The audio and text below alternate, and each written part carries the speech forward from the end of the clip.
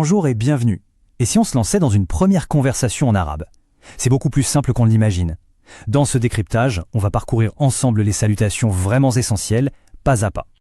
Imaginez un instant, d'ici quelques minutes, les phrases clés pour saluer, demander comment ça va et puis prendre congé, eh bien tout ça sera à portée de main. C'est vraiment l'objectif de cette présentation rapide. Allez, c'est parti. Tout commence par un simple bonjour. C'est la porte d'entrée de n'importe quelle discussion. Et on va voir que la langue arabe a des manières particulièrement chaleureuses et même poétiques de le dire. Alors voilà le mot le plus simple et sans doute le plus universel, marhaban. Ça veut dire bienvenue ou salut. C'est vraiment le passe-partout parfait pour commencer, et en plus, il est super facile à retenir. Et maintenant, découvrons ce qui rend les salutations arabes si spéciales. Ce système d'appel et de réponse. Pour dire bonjour le matin, on dit sabah al-khair, ce qui veut dire littéralement matin de bien. Et la réponse, qui est magnifiquement poétique, c'est sabah al-nour, soit matin de lumière. C'est un échange plein d'élégance. Et cette même structure, on la retrouve le soir. On salue avec masal khair, le soir de bien, et on répond avec masal nour, le soir de lumière. C'est une belle symétrie qui rend l'apprentissage à la fois logique et très joli en fait. Bon, une fois qu'on a dit bonjour, la suite logique, c'est de demander des nouvelles de la personne. Voyons comment on s'y prend. La phrase clé, c'est « Kayfa haluk ». C'est la manière standard de demander « comment ça va ». Il y a juste une petite nuance de grammaire à connaître, mais franchement, c'est très simple. Et voilà, la fameuse nuance. La fin du mot halouk va changer un tout petit peu. On prononce halouka quand on parle à un homme et halouki pour une femme. C'est un détail bien sûr, mais ça montre une attention particulière. Pas d'inquiétude, ça devient un réflexe assez vite. Et pour répondre, c'est facile. Ana becher, shukran. Je vais bien, merci. C'est une réponse polie qui fonctionne dans toutes les situations. Parfait.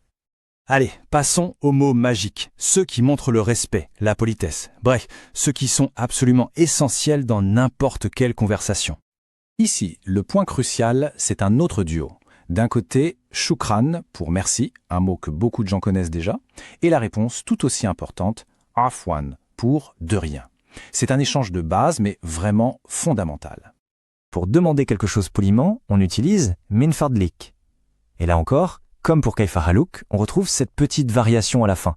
Fadlika pour un homme et fadliki pour une femme. Ah, ces deux mots sont super utiles. Useran, c'est parfait pour attirer l'attention de quelqu'un, disons un serveur, ou pour se frayer un chemin. Asif, c'est plus proche de je suis désolé, pour s'excuser si on a fait une petite erreur. Une conversation, ça a un début, mais aussi une fin. Et savoir conclure l'échange avec grâce, c'est tout aussi important que de bien le commencer. On a principalement deux options. Ilallika est un peu plus formel, ça veut dire quelque chose comme « à la prochaine rencontre », mais le plus courant et peut-être le plus beau, c'est « ma as-salama » qui se traduit littéralement par « avec la paix ».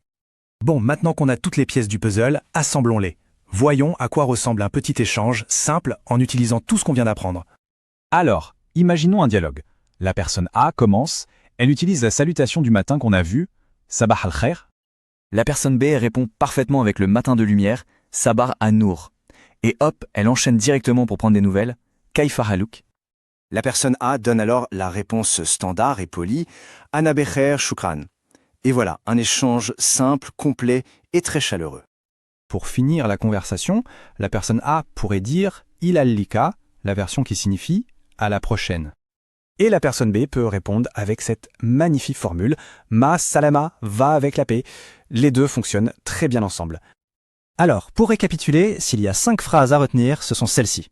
Elles ouvriront les portes de la première conversation, marhaba, kayfa haluk, shukran, min fadlik et ma'a salama. Avec ça, on a toujours une base solide pour commencer. Voilà, les outils sont là. Et ce ne sont pas juste des mots, ce sont des clés pour ouvrir des portes, pour créer des liens. Chaque conversation commence par un tout premier mot. Le plus difficile, c'est souvent de se lancer. Alors, le moment est venu? Aimez-vous cette leçon? Cliquez sur like et abonnez-vous, cela nous encourage à faire plus. Avez-vous des questions ou des suggestions? Écrivez-la en commentaire. Partagez cette leçon avec vos amis.